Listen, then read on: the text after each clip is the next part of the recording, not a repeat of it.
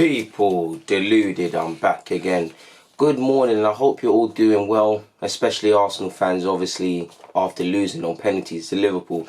I mean, while I'm happy with our performance, proud of our young boys and things like that, on the other hand of things, you've got to be really special to lose to Liverpool in the competition they really don't want to be in. I mean, you hear Klopp's comments after it about how they need to get the fixture list right. I know they were cleared of playing illegible players. Ironically, I wish they wasn't. They did that.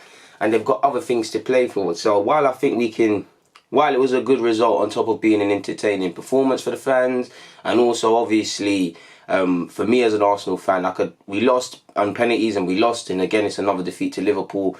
And I can harp on about certain things such as substitutions, but we left Anfield with some credibility, at least some players. I believe members of the back line, excluding Bellerin, everybody was terrible. And as much as I love Holding, potentially this is why you're not in the team. Kolasinac, this is why Tierney might take your place. Mustafi is just Mustafi. Well, I might be being harsh on Martinez, but he could have done a lot better than that. And for me personally, people, I do believe it's a thing where I know Ozil hasn't been playing frequently, so getting subbed around the 60 odd minute mark is obviously going to happen. But I did think it was cruel. I think he was controlling the game for us. I'm not going to say Ozil coming off as to why we lost, but if you look at the goal in the last minute, potentially if we had our more creative players on, where we was controlling controlling and dictating the tempo of the game a bit better against Liverpool, could we have done something? We barely created anything when Ozil came off. I think Saka and Joe did well, but if I scrutinise the performance, they both looked tired, and potentially you could have looked to bring on more experienced players. Now, on one hand, I get it. At the end of the day, who came on? He brought on Ceballos and he made 2 other substitutions, so he can say, okay, I took Ozil out, but I put some creativity in.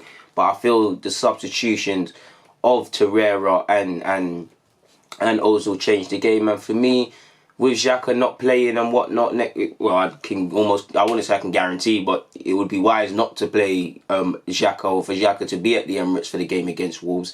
So I'd imagine Torreira by default has to play, if not Joe, and things like that. And obviously Ozil, because Ozil isn't perfect. There's times Ozil obviously has not put in good performances, but in terms of a lack of creativity, you can't really make a case not to include him. In the little minutes he's had this season, including last night, he's looked good. So, and you can't really judge a man based on his past and whatnot, because Mustafi's getting chances. So why can't Ozil, for example?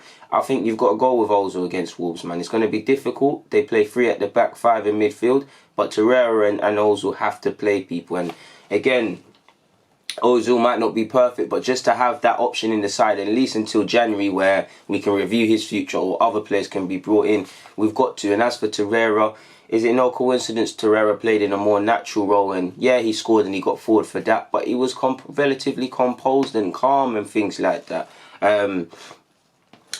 I do think the substitutions played a part in killing our rhythm, similar to the substitutions against Watford and Crystal Palace last season. But I think it's with the defenders. Now, I'm a big Holding fan, but this is why Holding's not in the team. I remember people tried to get at me and thought it was a criticism when I said Holding is incredibly naive still as a defender. That's not me being harsh, that's me telling the truth. He is.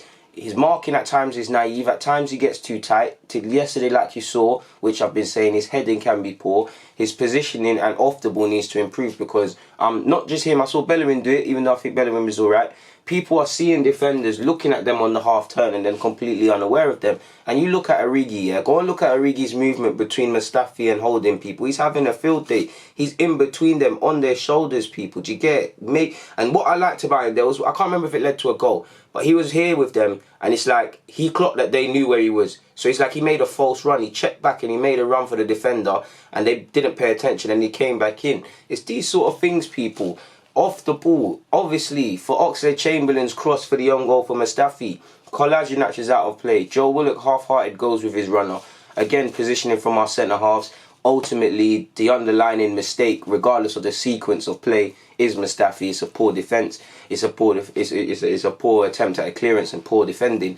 But this is where I have to wonder about structure, people. It's like coaching is a big part of this job. Now, Holding's just returned to the side, but Emery, it's about, can you make him less naive? Maitland-Niles had a decent game, but obviously, again, casual on the ball for one of the goals. Can you get that out of him? Joe Willock as well. Now, take away Joe Willock's goal, people. I don't think he was amazing. I don't think he was poor, but I think he could have played better. It's probably, without emotion, probably a 6 out of 10 performance. It's about what sort of midfielder is Joe going to be now, because I did think Joe, being in the more withdrawn role in midfield, I felt he could have showed a bit more on the ball, not in terms of doing the Mesut Ozil passes, but you know what I mean, people. You football people know what I mean. I won't say dictate tempo, but I don't know any other way of trying to phrase it, people. Do you get it? I think he needs to look to do that. Obviously, following runners is something Joe needs to do.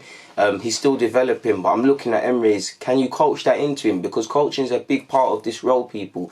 We can talk until we're blue in the face, and if you haven't noticed, I'm black, so we're going to be here all day if we talk to a blue in the face about new players and things, but coaching is a big part of this role. The defensive mistakes, I'm not blaming Emery for them mistakes. He played, the only one is Mustafi, because it's similar to XHAKA. You're playing these man and they're making errors, it's on you. But he can't factor in these sequences of errors, poor keeping, just poor defence. But what he can do is train them. And I'm looking at our defence now. Emery's been here 15 months. There's no, regardless of who plays, there's no system. Yeah, we can say we've been playing poor, but you can say we made changes and all of these sort of things. And again, it was Liverpool weren't exactly perfect, but you can see what coaching does, because Liverpool changed up their team completely, and within reason. Yeah, there was experienced players there. You could see the difference, at least until we was taking the lead. You could see that that's a well-drilled side, coached very well. There's one philosophy in terms of how they want to play, and I think they did well, and that's what we've got to do. Regardless of who is in the team, we've got to see a certain identity. In regards to Ceballos, people, I'm a big fan of Ceballos. Obviously, people got gassed off the Burnley result. I think people can't question his technical ability. They can all see it's there in abundance. But you are wanting a bit more from Ceballos. Now, he missed the penalty. His name will be in headlines for the penalty. It happens, innit? It is what it is. Someone from some team has to miss that penalty, and Destiny decided it's going to be Ceballos today. It was a poor attempt at a penalty. I was on FaceTime.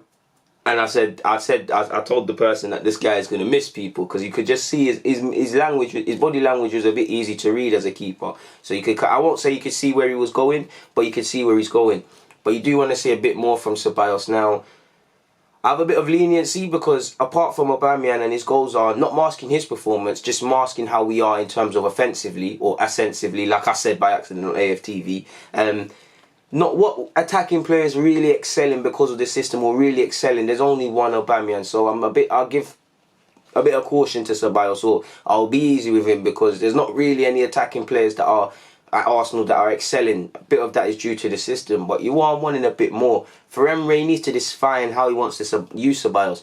How often does he want him to be a 10? How often does he want to be an 8? Can you get Ozil and Ceballos in the team? Do you see what I'm saying? Can you look to get your pivot, if Ozil or Ceballos or Joe's playing further forward, can your pivot cut out the need for Ozil or whoever and even the strikers to drop deep? This is what I'm looking for, people, and it's from everybody, and it's not really taking shape. I think Ceballos can do a bit more. Has he really had enough minutes to do that? I'd say yes and no, because he's not been a regular.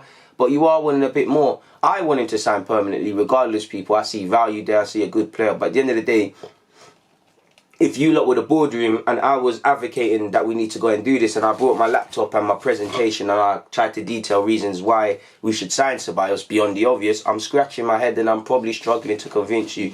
So there is more to come, and obviously he's here for a year, so he has less time to adapt, but obviously similar to Pepe, he's still adapting to the team and whatnot, and I don't think Emery, with a couple of these players, knows the way to get the best out of them, if that makes sense, or really has plans for Ceballos. Beyond the fact that we was alerted to Ceballos, he wanted to leave on loan. It's a good opportunity for us with the financial constraints, and obviously it looked like a smart bit of business. I don't know if beyond that, beyond the backroom stuff, if Emery had a plan how he's going to utilise Ceballos, despite the fact that he's an effective offensive player, people.